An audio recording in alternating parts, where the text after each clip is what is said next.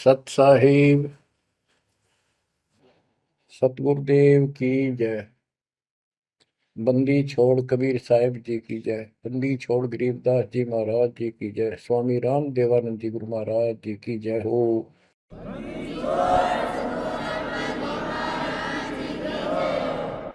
सर्व संतों की जय, सर्व भक्तों की जय, धर्मी पुरुषों की जय। श्री काशी धाम की जय, श्री सुडानी धाम की जय, श्री क्रोथा धाम की जय, श्री बरवाड़ा धाम की जय। सत साहिब गरीब नमो नमो सत्य पुरुष को नमस्कार गुरु की नहीं। सुर नर मुनिजन साधुआ संतों सर्वस दीन। सतगुरु साहिब संत सब दंडवतम प्रणाम। आगे पीछे मध्य हुए किनको पूर्व। कबीर सतगुरु के उपदेश का सुनिया एक विचार। जय सतगुरु मिलते नहीं जाते नरक द्वार। नरक द्वार में दूत सब करते खेचा तान। उनसे कभू नहीं छूटता फिरता चारों खाने। कबीर चार खानी में भरमता कबहू न लगता पार। सो फेरा सब मिट गया मेरे सतगुरु के उपकार। जय जय सतगुरु मेरे की जय जय सतगुरु मेरे की। सदा साहिबी सुख से वसियो अमरपुरी के डेरे की। जय जय सतगुरु मेरे की जय जय सतगुरु मेरे की। सदा साहिबी सुख से वसियो सतलोक के डेरे। बच्चों, उस सतलोक की याद आती है और जिस कारण से ये वाणी याद आती है तो शुक्र मनाया जाता है। आत्मा शुक्र मनाती है कि तुम तो सुख से जीवो, हमने तो कर्म फोड़ लिए। हम तो अपने कर्म भोग रहे हैं, तुम लक्की थे, समझदार थे, इस दुष्ट की बातों में नहीं आए। निर्विकार निर्भय तू ही और सकल वैमान। जी साधो और सकल वैमान। सब पर तेरी साहिबी, सब पर तेरी साहिबी। तुझ पर साहिब नाम निर्विकार निर्भय। आप अमर कथा सुन रहे हो, सत्यनारायण कथा सुन रहे हो, और आप कहीं भी बैठे हो, दाता ने कैसी दया कर दी। चलते फिरते बैठकर परमात्मा का गुणगान सुनो। बच्चों, ये सत्संग जो है ये आध्यात्मिक पढ़ाई है, ये आध्यात्मिक शिक्षा है। इसको समझने के लिए भी काफी समय की आवश्यकता है। जैसे बच्चे स्कूल जाते हैं, यानी 15-16 वर्ष तक तो वो टोटली फ्री होते हैं। अपनी पढ़ाई करो, ट्यूशन लगवाओ, क्लास में पढ़ो। तो ऐसे करते करते वो विद्वान बन जाते हैं, डॉक्टर बन जाते हैं, इंजीनियर बन जाते हैं और बड़ी बड़ी शिक्षाएं प्राप्त कर लेते हैं। इसी प्रकार आपको ये आध्यात्मिक लेक्चर अटेंड करते रहना चाहिए। संसारिक काम भी करो, शिक्षा ग्रहण भी करो, लेकिन ये शिक्षा साथ जरूर ग्रहण करो। इसके बिना सब व्यर्थ है। वो तो सिर्फ पेट के लिए, रोजी रोटी के लिए जो भी कर्म हम करते हैं सब रोजी रोजगार के लिए होता है, और वो रोजगार हम करते करते नुकसान हो जाता है। सब कुछ करते करते हानि हो जाती है, कोई लाभ नहीं मिलता। इधर कमाते हैं, उधर रोग हो जाता है, यहाँ से कमाया उधर खत्म हो गया। तो परमात्मा के चरणों में आने के बाद, इसकी शरण आ जाने के बाद, तो ये इस तरह के कष्टों को कम कर देगा। परमात्मा की महिमा भी ना सुने, भक्ति ना करें, और काम में ज्यादा ध्यान दें, कभी नुकसान ना हो जाए। और वो करते करते हो जाता है, फिर घर के रहते ना गांठ के। इसलिए काम अवश्य करो, पर इसमें नागा ना करो। परमात्मा की महिमा अवश्य सुनो, और भक्ति डेली करो, सुबह दोपहर शाम के परमात्मा की स्तुति। आजकल तो अनपढ़ भी कर सकते हैं, मोबाइल घर घर है, उसमें लगाओ आरती, सुबह दोपहर शाम की, आराम से सुनो, काम भी करते रहो। खाना बना रहे हो, आरती चल रही है, बहुत बढ़िया, ध्यान आरती में रहेगा। जैसे ड्राइवर गाड़ी चलाते हैं, ड्राइविंग तो बहुत सावधानी का काम होता है, लेकिन उसमें बातें करते रहते हैं, वो चलाता भी रहता है। इसी प्रकार इस समय का ऐसे सदुपयोग करो, श्रवण भी करो, गाड़ी भी चलाओ, तो आरती भी लगा लो, उसके अंदर चलते रहो, सुनते रहो। तो परमात्मा ने आपके ऊपर रजा करने में कसर नहीं छोड़ रखी। और अब आप भी चौकस हो जाओ, सतर्क हो जाओ, समर्पित और दृढ़ हो जाओ। बच्चों, अपने को अपने घर का ज्ञान हुआ, अभी तक तो हमारे को अध्यात्म का सिर पैर भी ज्ञान नहीं था। और जब तक बच्चों हमें विश्वास नहीं होता कि परमात्मा कौन है, इसका प्रमाण कहाँ है, कहाँ प्रूफ है, और हमारी आत्मा इस बात को नहीं स्वीकार कर लेती क्या सचमुच यही सत्य है, तब तक हम भक्ति भी करते रहते हैं और आत्मा अस्थिर रहती है, मन अस्थिर रहता है। कोई भी कोई साधना बताता है, हम उसी को करने के लिए तत्पर हो जाते हैं। वो पहले वाली तो छोड़ते नहीं, और भी शुरू कर देते, क्योंकि हमें चाह है परम पिता की। हमें इस बात का एहसास है कि एक शक्ति है जो हमारे दुखों का निवारण करती है, किस्मत से भी अलग देती है। किस्मत में दुख आया, प्रारब्ध में कष्ट हुआ, तो हम उसके निवारण के लिए किधर झाड़ फूक वालों के पास, कहीं हाथ दिखाने गए, कहीं पहाड़ों पर किसी ने बताया वहां गए, व्रत रखने को कहा वो रखा।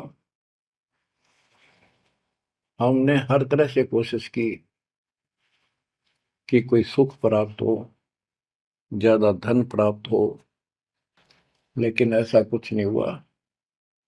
वैसे कभी इत्तेफाक से कोई दाव लग गया, कोई हटकर कोई ऐसा लाभ होता दिखा हो गया, वो होना तो था कर्म का, प्रारब्ध में आ गया कोई, और वो सूत बैठ गया, और हम और दृढ़ हो गए उन्हीं पूजाओं पर, उन गलत साधनाओं पर जो गीता में मना कर रखा है। दास अपनी बताता है, ये आपके साथ भी अवश्य हुई है, आपको अब एहसास होगा।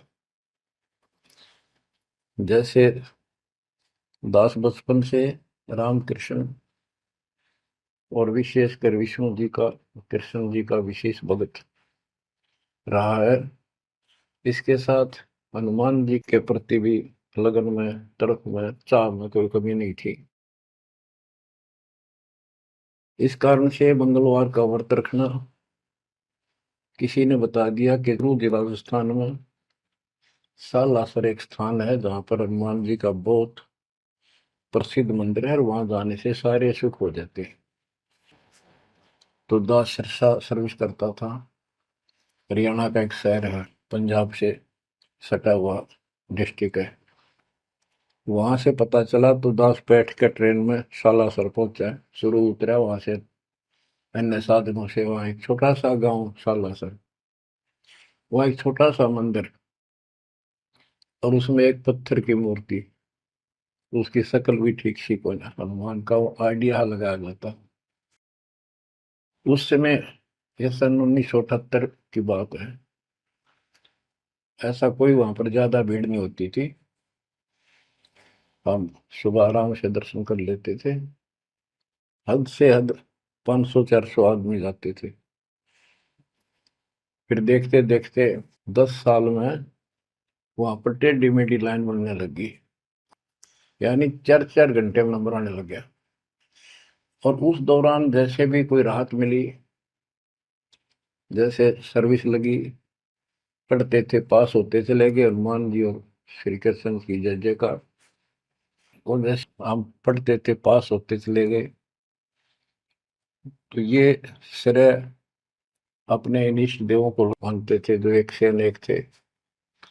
श्री विष्णु भगवान, कृष्ण जी, श्री राम जी और हनुमान जी, शंकर भगवान जी। मैंने शंकर भगवान जी को पीछे नहीं रखते थे, और ये बता रखा था अगर माँ की भक्ति नहीं करनी, इसको विशेष ध्यान नहीं देते थे इसके ऊपर। फिर भी पास हुए, सर्विस लगी, पुत्र प्राप्त हुआ, फिर पुत्री संतान होती चली गई। और इतनी खुशी हुई कि सारा कुछ हनुमान जी ने, श्री कृष्ण जी ने, विष्णु जी ने कर दिया। और ये देख रहा है दास के जो कबीर नास्तिक है, उनके भी ये सुख हो रहे थे। तो बात ये है, अब पता चला कि ये साधना वो सुख देने की थी नहीं जो हम इनके सिर कर रहे थे। यकीन से होगा, इनको श्रेय दे रहे थे। तो बच्चों, कबीर पीछे लग गया जाऊं था मैं लोक वेद के साथ, मार्ग में सतगुरु मिले, दीपक ले दिया हाथ। इस भक्ति के सफर में हम लोक वेद के आधार से इधर उधर भटक रहे थे, सही मार्ग मिला नहीं था और कभी भी मंजिल प्राप्त नहीं कर सकते थे। ठीक है, हमारी तड़प थी तो भगवान भी मिले। जैसे वेदों में प्रमाण है, ऋग्वेद मंडल नंबर 9, सूक्त चमन, मंत्र 3 में, कि परमात्मा सबसे ऊपर के लोक में बैठा है। फिर ऋग्वेद मंडल नंबर 9, सूक्त 82, 1, 2, 3 में, ऋग्वेद मंडल नंबर 9, सूक्त 86 के 26-27 में। तो ये बताते हैं कि परमात्मा अच्छी आत्माओं को मिलता है, वहां से गति करके नीचे आता है, उनके संकट दूर करता है, उनको सच्ची राह दिखाता है अपने मुख कमल से। ऋग्वेद मंडल नंबर 9, सूक्त 96 के 16 से 20 तक, ऋग्वेद मंडल नंबर 9, सूक्त 94 का मंत्र 2, 95 का मंत्र नंबर 1, इन सब में मिलाकर एक निष्कर्ष निकलता है कि परमात्मा ऊपर से गति करके आते हैं और यहाँ अच्छी आत्माओं को मिलते हैं। एक कविता, काव्यों यानी लोकोक्तियों, शब्दों, वाणियों, साखियों के माध्यम से अध्यात्म ज्ञान अपने मुख कमल से बोलकर सुनाते हैं। और वो एक कवि की तरह आचरण करते हुए वर्जम घूमते फिरते और अपने मुख कमल से वाणी बोल करके भक्ति की प्रेरणा करते हैं और गुप्त भक्ति के, परमात्मा की साधना के गुप्त मंत्रों को आविष्कार करते हैं, मंत्रों का आविष्कार करते हैं। जैसे गरीबदास जी ने बताया है, कबीर साहब बताते हैं, गरीब सो हम शब्द हम जग में लाए, सार शब्द हमने गुप्त छिपाए। यानी सोहम शब्द किसी भी ग्रंथ शास्त्र में, जिनको हम शास्त्र मानते रहे हैं 600 साल पहले पहले, उनमें नहीं है। और सोहम नाम का प्रचलन बहुत पहले से चल रहा है, पर इन किताबों में नहीं था। क्योंकि कबीर साहब कहते हैं, हम बैरागी ब्रह्म पद सन्यासी महादेव, सो हम मंत्र दिया शिव जी को करे हमारी शेर। उनको ज्ञान समझा सबको। ज्ञान इतना गजब का है, एक बार आत्मा जरूर पकड़ लेती है और नाम की भी इच्छा करती है, तो उस समय जब परमात्मा अपने ज्ञान सुना रहे होते हैं, काल निकल जाता है उस आत्मा से, और आत्मा ध्यान से सुनती है, सत्य मान लेती है।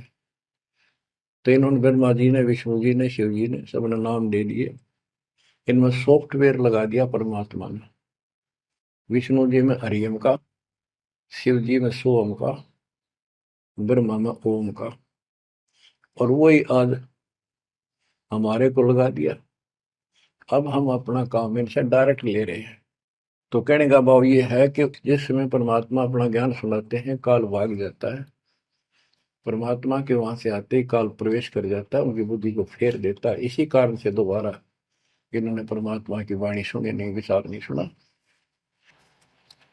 और ये धोखा खा गई। हमने भी बहुत बार धोखा खा लिया, सैकड़ों बार हम ये कष्ट उठा चुके और ये धोखा खा चुके हैं। अपने भगवान को छोड़कर इन बकवादा में बड़े रहे। मानुष जन्म पाएकर खोवे, सतगुर विमुखा युग युग रोए। बच्चों, गिरीश सतगुर संगत छोड़कर लाख वर्ष जप कीन, इंद्रिय क्रम ना मोक्ष होए, अरे काल के आदि। जैसे आपको बार बार समझाया जाता है कि सतगुरु से विमुख होने के बाद हम आज से 600 वर्ष पहले परमात्मा से विमुख हुए थे। उसके बाद हम पता नहीं किन किन धर्मों में जन्मे, कभी भक्ति की कभी ना की। भक्ति करते थे, वह भक्ति ही नहीं थी, लेकिन मालिक फिर भी हमें उन प्रत्येक मानव शरीर में मिले हैं और सच्ची राह दिखाई है। हमने कुछ दिन की साधना अवश्य की है, फिर छोड़ दी, और जिसके कारण परमात्मा हमें चार्ज कर गए। उस चार्जिंग के कारण आज तक आपके हृदय में मालिक की चाह और भक्ति की तरफ बनी हुई थी, और मनुष्य जीवन मिलते रहे। क्योंकि हम 600 साल पहले गुरुद्रोही नहीं हुए थे, सतगुरु विमुख हो गए थे। सतगुरु विमुखा युग युग रोआ, मानुष जन्म पाकर खोआ। एक उदाहरण देता हूं। एक राबी नाम की लड़की, जिसको राबिया भी कहा, मुसलमान धर्म में जन्मी। वह पिछले सतयुग से मालिक के उनके साथ लगे थे, अपनी बेटी को, अपनी आत्मा के। गरीबदास जी ने बताया है कि कबीर साहब बताते हैं, 2 दिन मेरी शरण है। यानी एक बार किसी युग में चाहे वो 10 दिन भी नाम ले ले, फिर छोड़ दिया वो, मालिक उसको अपने खाते में लिख लेता है। और फिर उसको धीरे धीरे धीरे धीरे, देखो अपने पिता को, देखो हमारे लिए कितना कष्ट उठा रहे हैं। उसको धीरे धीरे चार्ज करते रहते हैं, चार्ज करते रहते हैं, भक्ति की तरफ जन्म जन्मांतर बढ़ाते रहते हैं। उसी कर्म अनुसार, उसी क्रिया में वो लड़की आत्मा राबी बनी हुई थी। तो लड़की मुसलमान घर में जन्म था, 12-13 साल की बेटी थी, भेड़ बकरियां चरा रही थी। और वो सारी सृष्टि के रचनहार हमारे पिता अपनी बेटी के लिए उस जंगल में पहुंच गए, घास फूस पर बैठ के जाकर बेटी के पास मुसलमान धर्म जिंदा का रूप बनाया। हमारे अंदर एक धर्म कर्म की ये भी एक समस्या है कि हम अपने धर्म वालों को महत्व देते हैं, दूसरों से नफरत करते हैं। ये काल की चाल है। इसलिए दाता सौ सब क्षेत्र में करूं अपने धन के काज, हिरण्यकशिपु जो मार दूं, नरसिंह धर के साथ। अब्राहिम सुल्तान दम के बंदी बन के चले गए, एक नौकरानी बन के चले गए। क्या पड़ा था उनको? कोरडे खाए, नौकर बने, अपने बच्चे को नरक से निकालने के लिए कि तुम बालक को बुद्धि छोटी है, बच्चे की बुद्धि इतना काम नहीं करती, इस ज्ञान से आपकी बुद्धि विकसित होगी,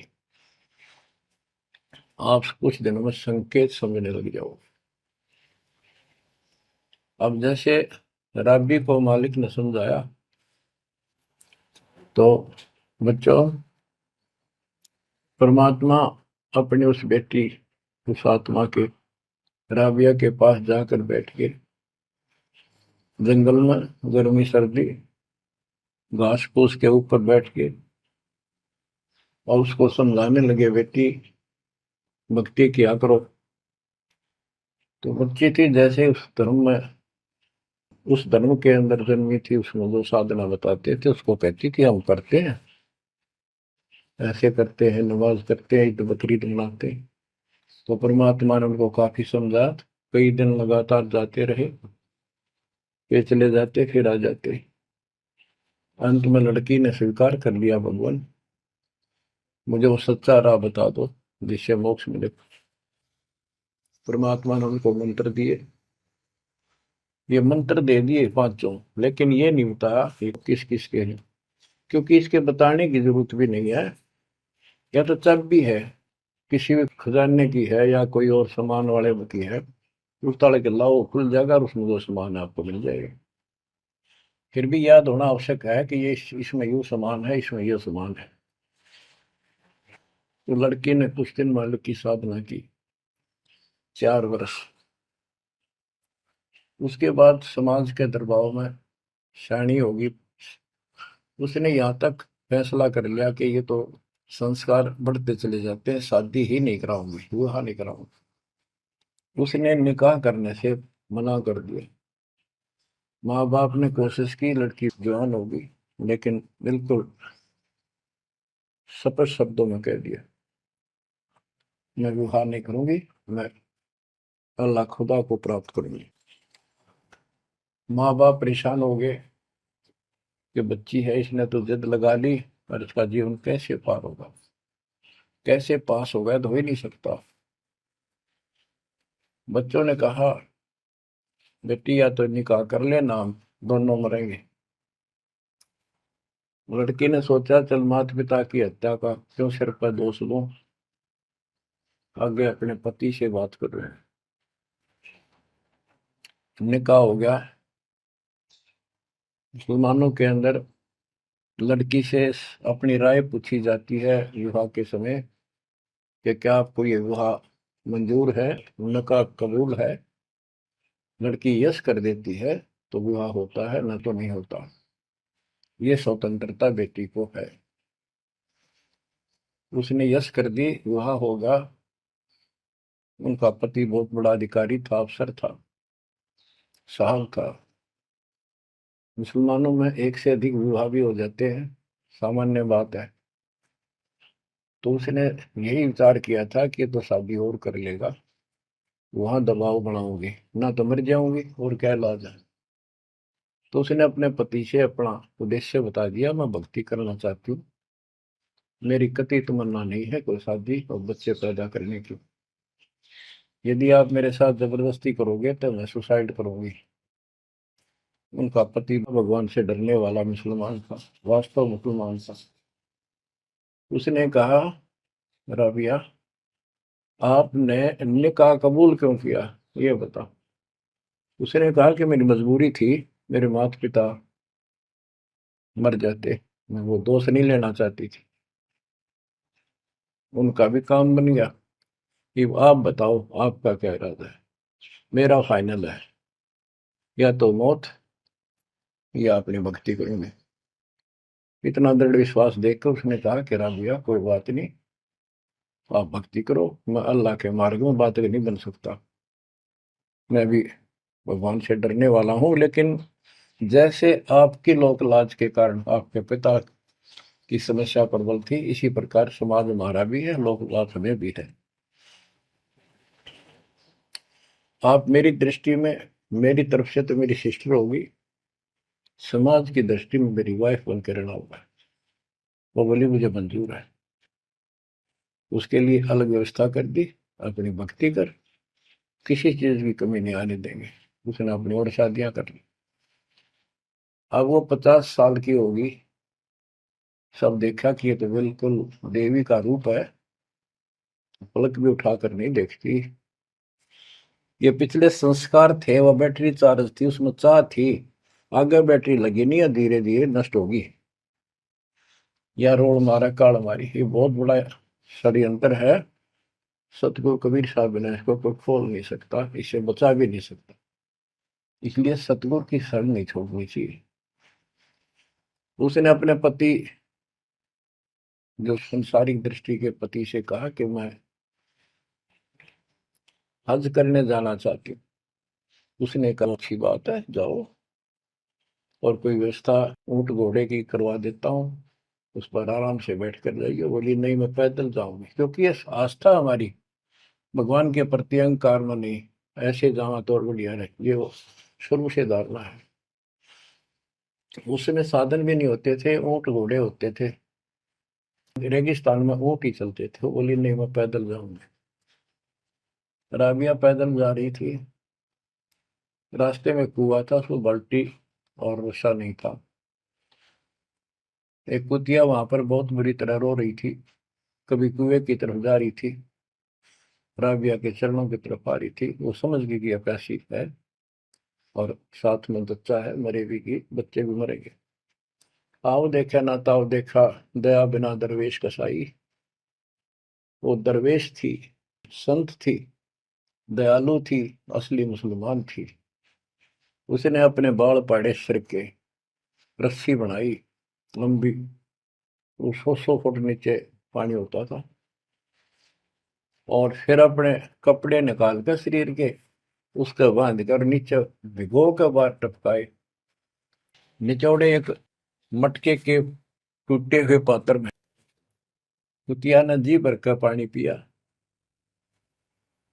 और लड़की ने अपने जो सिर के बाल पाड़े, थोड़ा बहुत खून निकला था, रक्त, ब्लड को साफ किया, कपड़े पहन लिए, मक्का के लिए चलने लगी। वो मंदिर उठ के मक्का कुएं के साथ आकर खड़ा हो गया। लड़की ने तो जाना ही मक्का में था, एकदम प्रवेश कर गई। उधर इब्राहिम सुल्तान आदम की पहले बॉडी में वो आत्मा गई हुई थी, क्योंकि परमात्मा उनको भी प्रेरित करते हुए आ रहे थे। जो इब्राहिम सुल्तान आदम बाद में सम्मन बना, तो जिनको ये ज्ञान हो जाता था, वो अपने धार्मिक मेलों में जरूर जाते थे औरों को समझाने के लिए। तो इब्राहिम सुल्तान आदम वाली आत्मा वहां गई हुई थी, लोगों में चर्चा हुई, वे मक्का गया कहाँ, हद होगी, मंदिर ही नहीं है यहाँ पर। तब इब्राहिम सुल्तान आदम कहता है, गरीबदास जी बताते हैं, सुल्तान आदम मक्के गया, मक्का नहीं मकान, गया रांड के लेन को यूं कहे आदम सुल्तान। लोग बोले रे क्या बोल रहा था, फिर इतने में वो मक्का वापस आ जाता है, और उसमें से राबिया निकली। राबिया देखी, लोग भाग कर प्रवेश किया, देखा तो एक राबिया ने, एक लड़की, उसने अपना परिचय दिया। पूरे मुसलमान समाज में ये बात फैल गई, चर्चा का विषय बना कि भक्ति हो तो राबी जैसी, भक्ति हो तो राबी जैसी, जिसके लिए मक्का उड़कर चला गया जहाज के समान, एयरप्लेन के समान। तो वह हज के लिए गए हुए व्यक्ति इब्राहिम सुल्तान से बोले, अरे भले आदमी, तो एक देवी को क्या कह रहा था, गया रांड के लेने को, नो कह तुम सुल्तान, एक नकमी आत्मा को यो मक्का लेने गया है। तेरा तो भाई दिमाग खराब हो गया, इसी देवी के बारे में ऐसे शब्द बोले, तुझे पाप लगेगा, दोजख में जाएगा। तब उसने उनको बताया, ये कभी आत्मा इसके लिए आए थे, इसको वहां मिले थे ऐसे ऐसे, और इसने वो सत भक्ति छोड़ दी, क्योंकि परमात्मा साधु रूप में कहीं प्रकट हो जाते हैं, ये उनका एक नियम है, अच्छी आत्माओं को मिलते रहते हैं। तो उस इब्राहिम सुल्तान वाली आत्मा को बताया था कि ऐसे एक राबी नाम की बेटी है, उसको भी मैंने ज्ञान दिया, पर नालायक ने वो भक्ति छोड़ दी, दुख पाओगी। तो उसने बताया कि इसको सत भक्ति मिली थी, डरे डोना ही है यार, उस पिछली साधना के कारण ये सब कुछ हो रहा है। परंतु उन लोगों के अबन में कहाँ समाने वाली थी ये बात, दो अक्षरों में। उस जीवन को पूरा करके वो लड़की, वो आत्मा अगले जन्म में एक बांसुरी नाम की लड़की बनी, जन्म हुआ। धार्मिक शब्द सुनाया करती थी, बड़ी परमर की प्रेरणा थी, उसमें भी अनमैरिड रही वो। और यहां तक विचार कर लिया कि ये सुना है मक्के में जो मरता है वो सीधा जन्नत में जाता है, स्वर्ग में। तो इससे बड़ी अवसर कहाँ मिलेगा, अगर दोस्ता होगी। मक्के में अपनी गर्दन काट दी और चढ़ा दी, सब जगह ये चर्चा होगी, भाई बांसुरी तो जन्नत में जाएगी, सीधे दरवाजे खुले हैं। अब बताओ, वो तो लोकवेद था, तत्व ज्ञान क्या कहते। उसके बाद वो लड़की अगले जन्म में फिर लड़की रूप में जन्मी, युवा होकर वैश्या का जीवन दिया, सारा जीवन गंदे कर्म करो, एक भी अच्छी सोच नहीं थी, छोड़ दिए कर्म काल ने। मानुष जन्म पाकर खोए, सतगुर विमुखा युग युग रो। वो फिर मर गई उस गंदे जीवन को भोग के, पाप इकट्ठे करके ढेर ला गए। उस 3-4 साल की साधना से उसको मनुष्य शरीर मिलते रहे। उस दौरान परमात्मा ने कोशिश की, लेकिन वो रंग में रंग चुकी थी। बांसुरी वाले में खुद गायक बन गई, लोग प्रशंसक हो गए, बड़े बड़ी अल्लाह का ज्ञान सुनाती है। और वैसा बनने के बाद उसी कर्म वैसे फूट लिए, अच्छे बात समझ में नहीं आई।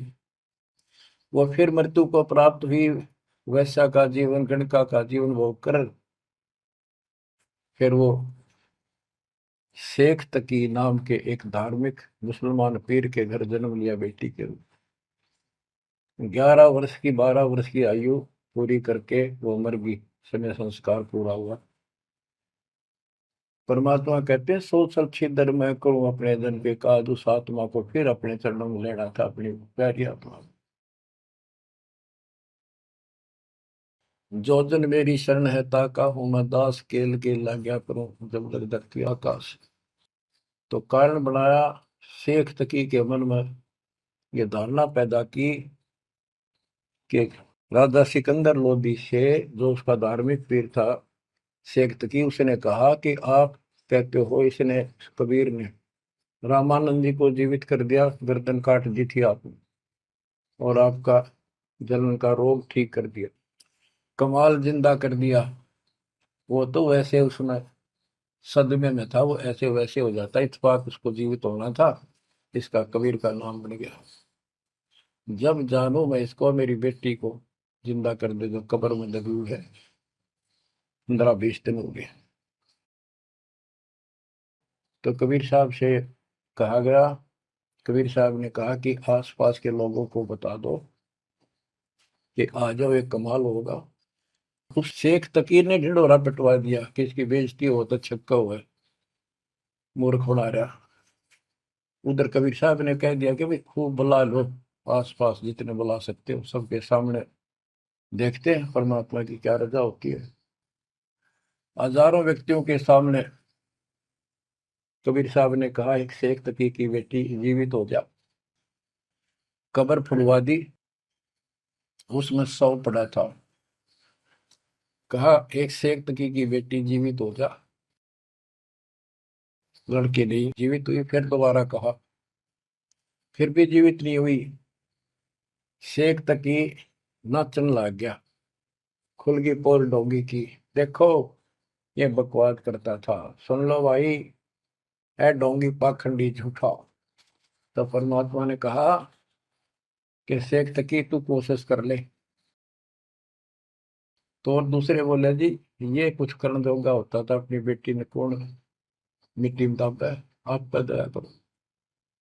तब कहा, है कबीर की बेटी, जीवित हो और बाहर आ बेटा। इतना ही कहना था। सारा शरीर में कंपन हुई, डेड बॉडी जीवित होगी और उठ के बेटी बाहर आ गई। मालिक के चरणों में मस्तक टेका। 1.5 घंटा तक अपनी पिछली गलतियां और कबीर भगवान की समर्थता सबके सामने बताई और कहा कि ऐसे ऐसे मुझे ये भगवान मिले थे अल्लाह। ये खुद अल्लाह अकबर हैं, पूरी सृष्टि के रचने वाले, सबके दुख दूर करने वाले। मेरे कर्म फूट गए, मैं इनको छोड़कर ऐसे ऐसे गंदे जीवन जी के मैं आज फिर इनकी कृपा हुई, मेरा कोई मनुष्य जीवन शेष नहीं था। पशु पक्षी बनने वाली लाइन में खड़ी थी, ये परमात्मा वहां पहुंचे और धर्मराज के दरबार से मैं मुझे पेश किया, वहां से मेरे कागज निकाल दिए और मुझे साथ लेकर यहाँ आके छोड़ा है। बोलो सतगुरु देव की जय हो, बंदी छोड़ कबीर साहिब की जय हो।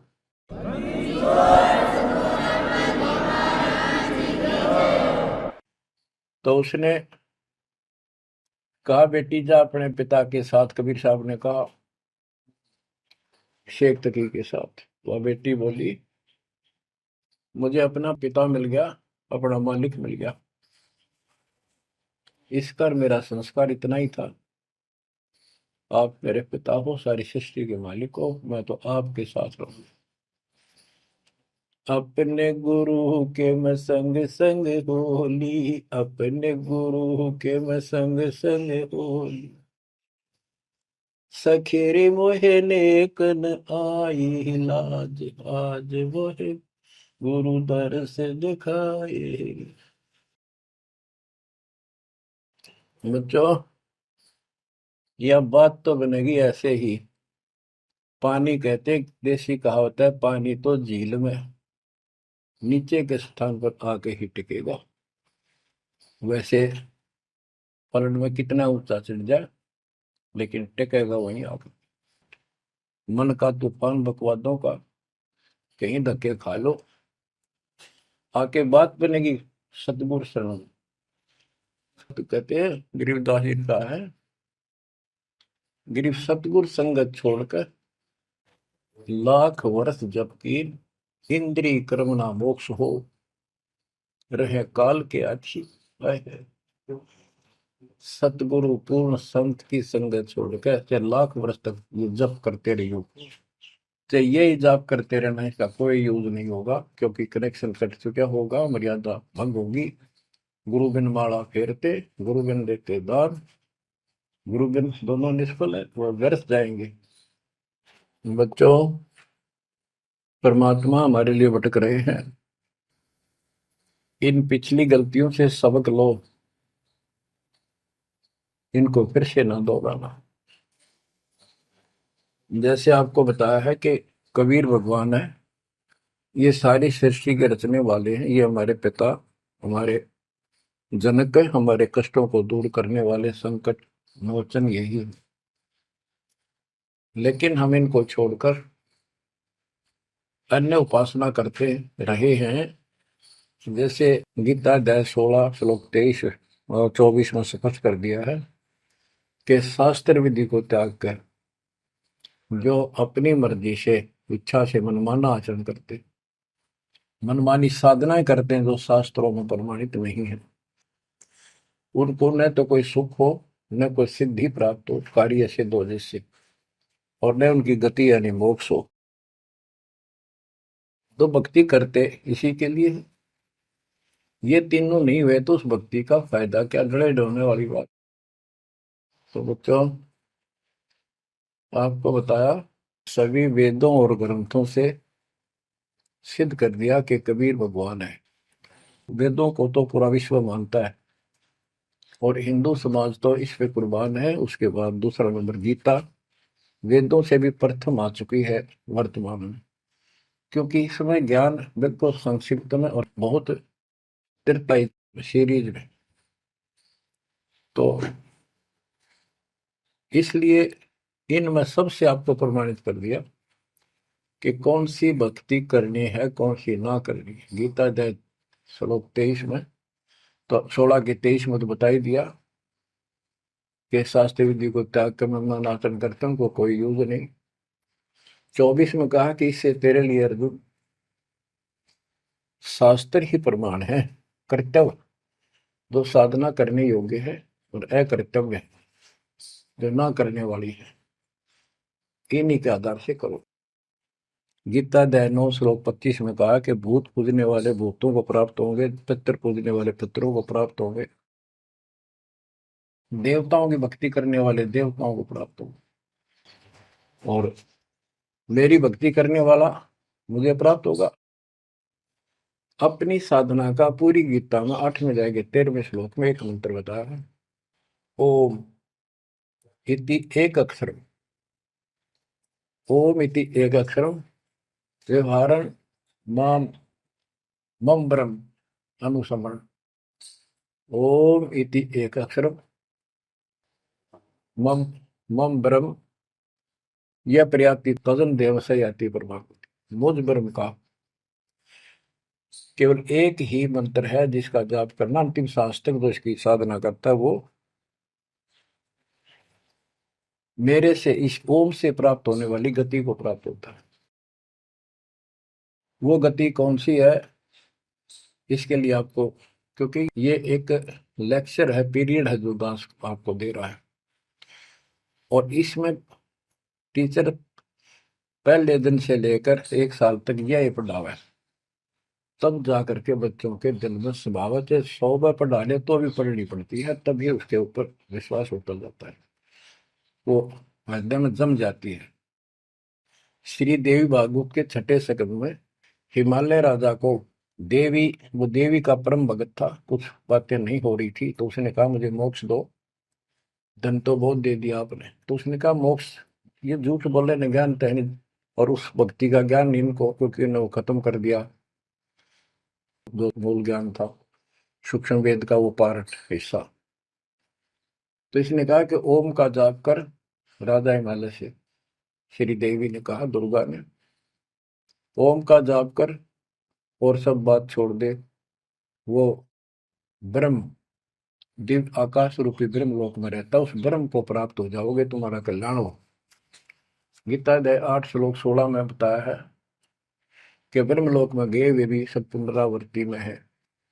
गीता चारों वेदों का सारांश है, ये वेद है, जितना इसमें वेदों वाला ज्ञान है वो सत्य है, कुछ काल ने अपना मिलावटी किया है, वो अलग दिखाई देता है, वो केवल युद्ध कराने के लिए अटकलबाजी इसने की है, और बीच में अपना तड़का भी लगाया है, वो साफ निर्णय हो गया, क्योंकि सूक्ष्म वेद सब कुछ है, उससे सभी छट गया अलग अलग से, ये गलत है ये ठीक है।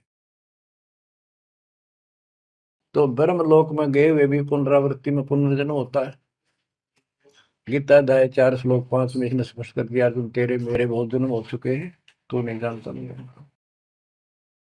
गीता अध्याय 2 श्लोक 12 में यही 10 के 2 में बताया कि मेरी उत्पत्ति तो हुई है, लेकिन ये ऋषि देवता नहीं जानते, क्योंकि ये मेरे से उत्पन्न हुए।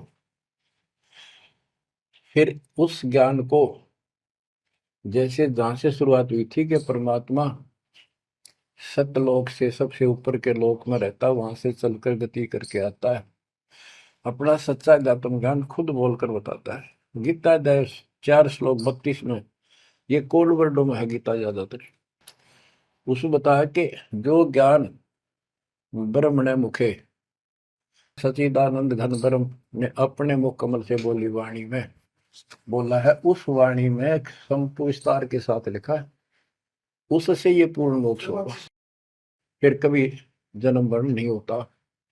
उसके बारे में चौथे अध्याय के 34वें श्लोक में कहा है कि उस ज्ञान को तत्वदर्शी संतों के पास जाकर समझ, उनको दंडवत प्रणाम करने से, कपट छोड़कर उनकी सेवा करने से वो तत्वदर्शी संत जो तत्व ज्ञान का उपदेश करेंगे।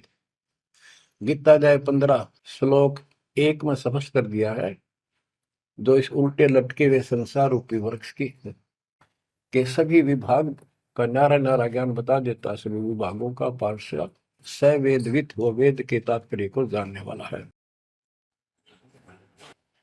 गीता अध्याय 15 श्लोक 4 में कहा है कि उस तत्व ज्ञान के प्राप्त होने के पश्चात उस तत्व ज्ञान रूपी शस्त्र से इस अज्ञान को काट कर, यानी तत्व ज्ञान को ठीक से समझकर उसके पश्चात परमेश्वर के उस परम पद की खोज करनी चाहिए, जहां जाने के बाद साधक फिर लौटकर संसार में कभी नहीं आते। और उसी की भक्ति करो जिसने सारे संसार रूपी वृक्ष को बनाया है, सृष्टि रची है। बच्चों, ये है वो तत्व ज्ञान, ये है वो मूल ज्ञान, सार ज्ञान निष्कर्ष निकाल के रख दिया गया है। अब गीता बोलने वाले ने कहा है कि उस तत्व ज्ञान के अंदर सब कुछ निष्कर्ष है, उसको समझो। यही कुरान शरीफ के अंदर, कुरान मजीद के अंदर सूरत फुरकानी 25 आयत 52 से 59 में यही स्पष्ट किया है। वो कबीर नाम का परमात्मा है जिसने सारी सृष्टि रची, जिसने सब आपको संतान माता पिता का रूप दिया, सबके कर्मों को वो काटने वाला है, सबके कर्मों को ठीक से जानता है। 6 दिन में सृष्टि रच के जो 7वें दिन तक पर जा विराजा, उसकी खबर किसी बाखबर से पूछो। गरीबदास जी कहते वेद कतेब एक है भाई, और वेद कतेब का ज्ञान है दूर, वो संतों का मार्ग दूर। ये अधूरा ज्ञान है, जब इसमें स्पष्ट है ही नहीं, जब ये कह दिया कोई और बताओगा तो वो और अब आपके सामने है, आपको प्राप्त हो चुका है। अब भी बच्चों नहीं समझोगे तो कौन सी विधि अपनाएं जो आपकी आंखें खोले। कबीर द्वार धनी के पड़ा रहे, धक्के धनी के खावे, 100 काल जो ही पर द्वार छोड़ नहीं जावे।